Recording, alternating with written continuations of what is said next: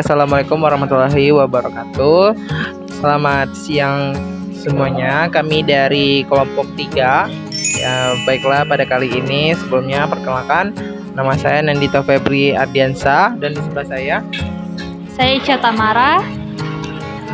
Dan saya Dea Adelia Syaputri. Baiklah, pada kesempatan kali ini kami akan membahas sedikit tentang fenomena yang sedang terjadi khususnya di negara kita, negara Indonesia. Nah, jadi fenomena yang kami ambil ini merupakan fenomena perubahan sosial akibat ketidakpastian ekonomi. Nah, jadi fenomena ini berkaitan dengan yang sedang terjadi di Indonesia adalah seperti hashtag tentang kabur aja dulu. Nah, seperti itu. Jadi judul untuk keseluruhannya perubahan sosial akibat ketidakpastian ekonomi, hashtag kabur aja dulu yang sedang terjadi di generasi muda. Oke, baik. Saya sini akan menjelaskan tentang judul yang kami akan bahas terlebih dahulu, yaitu tentang perubahan sosial akibat dari tidak kepastian ekonomi. Hashtag kabur aja dulu yang sedang terjadi di generasi muda. Nah, jadi memang fenomena kabur aja dulu ini merujuk kepada generasi muda ataupun generasi Gen Z tentunya, yang memilih untuk menjauh ataupun lari dari tekanan ekonomi dan sosial yang sedang terjadi. Jadi seperti memilih resign atau dari pekerjaan tanpa rencana matang, atau mengambil cuti panjang. Nah, menjelajahi tempat baru ini merupakan suatu hal untuk mencari jati dirinya. Yes, dengan itulah timbul dari hashtag kabur aja dulu. Nah, sikap ini juga bukan hanya bentuk dalam pelarian untuk jati diri, tapi respon terhadap situasi yang sedang mereka rasakan tidak memiliki kontrol atas masa depan mereka, seperti itu. Jadi dengan adanya perubahan ini juga menunjukkan antara pergeseran nilai-nilai norma dalam masyarakat. Nah, jadi jika generasi sebelumnya itu seperti menganggap memiliki aset seperti rumah, kendaraan, atau pekerjaan yang tetap, itu menjadi tolak ukur sebagai kesuksesan yang benar-benar secara matang. Berbeda dengan untuk generasi sekarang, tentunya generasi muda, anak muda lebih mengutamakan seperti tadi yang familiar atau mental health atau pengalaman hidup dan fleksibilitas waktu. Pola inilah yang menjadi bentukan-bentukan terjadinya suatu hal fenomena yang bisa terjadi adalah itu tadi, hashtag kabur aja dulu. Mereka berpikir kayak pola pikir kerja itu seperti untuk hidup, bukan untuk hidup, bukan hidup itu untuk bekerja, seperti itu. Nah, akibatnya dari adanya fenomena ini terjadilah berbagai perubahan sosial yang signifikan, terutama dari struktur keluarga yang mengalami pergeseran karena mereka yang seperti menunda menikah ataupun menikah muda atau memilih tidak menikah sama sekali. Nah, jadi pola konsumsi ini juga membuat anak muda memiliki secara finansial untuk hidup jauh lebih minimalis. Mereka lebih harus sehat secara finansial, kuat secara mental, dibanding mereka harus merasa tertekan ada dalam dirinya, seperti itu. Jadi secara keseluruhan bahwa perubahan sosial inilah menunjukkan bahwa generasi muda ini mencari tentang jati dirinya, cara untuk beradaptasi dengan dunia-dunia yang tidak pasti, seperti itu. Dengan adanya fenomena kabur aja dulu inilah bukan tanda dari kemunduran, tetapi bentuk dari usaha ataupun bertahan diri dengan sistem yang mungkin sedikit merasa timpang ataupun berbeda dari lainnya. Oleh karena itulah bagi pemerintah khususnya ataupun institusi dari pendidikan dan masyarakat luas harus memahami dan merespon dari perubahan ini dengan bijak. Baiklah, mungkin cukup sekian dari penjelasan fenomena ya Allah. Dari yang kami ambil, cukup sekian dari saya. Terima kasih. Setelah di sini saya akan membahas tentang kebijakan apa yang bisa pemerintah ambil untuk mengatasi fenomena yang terjadi di Indonesia, yaitu kabur aja dulu. Mungkin kita tarik ke belakang, kita lihat faktor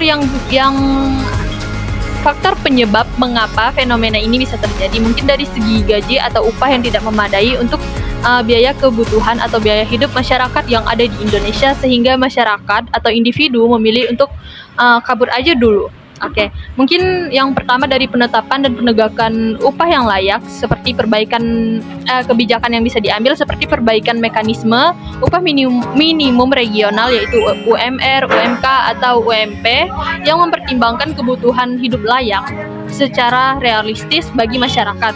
Kemudian pengawasan dan sanksi tegas terhadap perusahaan yang tidak membayar sesuai standar upah minimum perusahaan atau lembaga tempat individu tersebut bekerja. Oke, dilanjutkan oleh teman saya Dea. Kalau untuk dari saya mungkin ke syarat dan ketentuan. Jadi pemerintah bisa mengubah syarat ketentuan bagi pemuda-pemudi untuk memasuki dunia pekerjaan, karena sebelum memasuki materi itu saya akan sedikit menceritakan bahwa banyak pemuda-pemudi kita yang sangat berbakat dan juga sangat memiliki kemampuan, tapi memiliki keterbatasan dalam memasuki dunia pekerjaan karena adanya syarat-syarat yang tidak adil dan bahkan tidak masuk akal. Seperti adanya syarat apabila ingin memasuki dunia pekerjaan, mereka mengukur usia serta adanya tinggi badan yang harus dicapai dalam memasuki syarat ketentuan masuk kuliah, masuk pekerjaan itu. Jadi bagi pemuda-pemudi yang memiliki bakat serta kemampuan jadi terbatas dan tidak bisa memasuki dunia pekerjaan tersebut. Mungkin kebijakan yang dapat diambil dari pemerintah yaitu memudahkan syarat dan ketentuan memasuki dunia pekerjaan serta memikirkan kembali bagaimana nasib anak yang karena tidak bisa memasuki dunia pekerjaan ini malah memilih untuk pergi ke luar negeri dan kabur aja dulu, karena di sana lebih mementingkan bakat daripada adanya tinggi badan serta manufaktur dokumentasi yang sangat berbelit. Di Indonesia sangat lebih banyak dokumen-dokumen yang harus diisi dibanding dengan memaparkan bakat-bakat yang anak didik kita ini miliki, seperti itu. Mungkin sekian saja dari saya. Terima kasih. Baik, jadi yang terakhir ini kami akan menjelaskan jadi bagaimana sih tentang masyarakat Indonesia untuk melakukan agar mereka ini bisa dapat memperoleh secara kecukupan ekonomi, lalu maju sesuai dengan jati dirinya dan bebas dari penindasan. Nah, yang pertama ini akan dijelaskan oleh Ica Tamara terlebih dahulu. Untuk Ica dipersilakan. Baiklah, mungkin di sini saya akan membahas poin pertama, yaitu tentang kecukupan secara ekonomi. Di sini tentang pertumbuhan yang inklusif. Seperti yang kita tahu, fenomena kabur aja dulu itu menunjukkan banyak dari anak muda di Indonesia yang tidak merasa cukup secara ekonomi di dalam negeri. Mereka menyadari bahwa pertumbuhan ekonomi Indonesia tidak inklusif dan tidak memadai kebutuhan hidup mereka sendiri ataupun kehidupan yang mereka tanggung. Gitu. Jadi mereka hanya dinikmati oleh segelintir orang. Ini berarti bahwa pertumbuhan ekonomi di Indonesia sendiri itu belum merata dan tidak menjawab kebutuhan ekonomi dasar. Dalam konteks pembangunan, hal ini menunjukkan perlunya transformasi agar pertumbuhan ekonomi dapat menciptakan pekerjaan yang layak dan juga upah yang adil, seperti yang saya jelaskan pada kebijakan yang mungkin dapat diambil oleh pemerintah, dan juga ada jaminan sosial untuk masyarakat di Indonesia. Mungkin hal ini dapat mendorong kecukupan ekonomi dan juga kebutuhan mereka dalam menghadapi biaya hidup mereka sendiri. Oke, mungkin itu saja poin dari saya. Selanjutnya akan dijelaskan oleh teman saya. Baiklah, maju sesuai jati diri. Nah, menurut saya masyarakat Indonesia memerlukan adanya pemberdayaan manusia karena setiap manusia memiliki hak untuk mendapatkan kehidupan yang bernilai dan bermartabat. Jadi kalau misalnya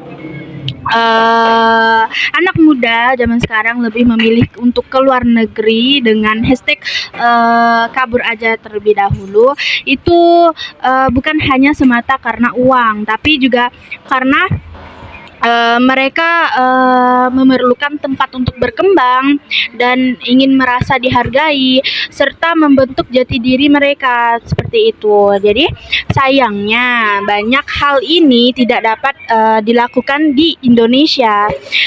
Makanya pembangunan yang baik harus menciptakan lingkungan bagi anak muda agar mereka merasa dihargai, didengar, dan diberi ruang untuk berkembang. Jadi untuk membangun jati diri ini dari saya perlunya adanya pemberdayaan manusia.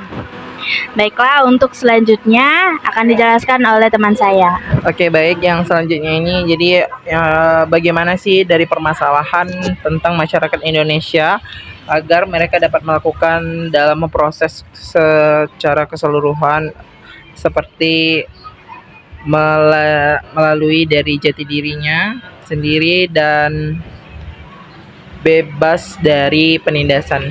Nah, tentu saja dari bebas dari penindasan ini bukan hanya semata tentang konteks kekerasan fisik atau badan, tetapi ini tentang bagaimana struktur ekonomi dan sosial membuat seseorang tentunya tidak punya pilihan. Salah satunya itu adalah dengan adanya fenomena tentang hashtag kabur aja dulu inilah terjadi jika seseorang bekerja keras tetapi tetap saja miskin atau tidak mendapat keadilan karena sistem maupun hak-hak yang tidak masuk akal inilah membuat struktur keadilan maupun norma sosial itu rusak. Nah, karena fenomena inilah membuat menjadi perhatian dan membebaskan diri sendiri dalam tekanan dan ketidakpastian dalam negeri untuk mencari jati diri dan yang memberikan kebebasan. Dan begitu juga menurut dari Amartya Sen tentang pembangunan ini merupakan pertumbuhan yang memperluas tentang kehidupan yang bernilai. Salah satunya terbentuklah dari generasi muda ini yang merasa mereka itu harus melarikan diri dari negaranya sendiri, bukan berarti mereka lari karena ketidaknyamanan di negara sendiri, tetapi mereka harus mendapatkan kehidupan yang lebih layak dan bebas dari penindasan dan ketimpangan ekonomi dan eksploitasi serta sistem-sistem yang tidak inklusif. Baiklah, sekian saja dari penjelasan dari saya. Terima kasih. Oke, baik. Itu saja diskusi dari kami bertiga dari kelompok 1 Sosiologi Pembangunan. Mungkin cukup sekian dari hasil diskusi kami. Jika ada kekurangan dan kesalahan kata, mohon dimaafkan. Saya Nandito Febri Ardiansa dan Saya Ica Tamara. Saya Dea Adelia Syaputri. Kami pamit izin undur diri. Terima kasih telah menonton video ini. Selamat tinggal. Selamat menonton. Selamat menonton. Dadah. Bye-bye.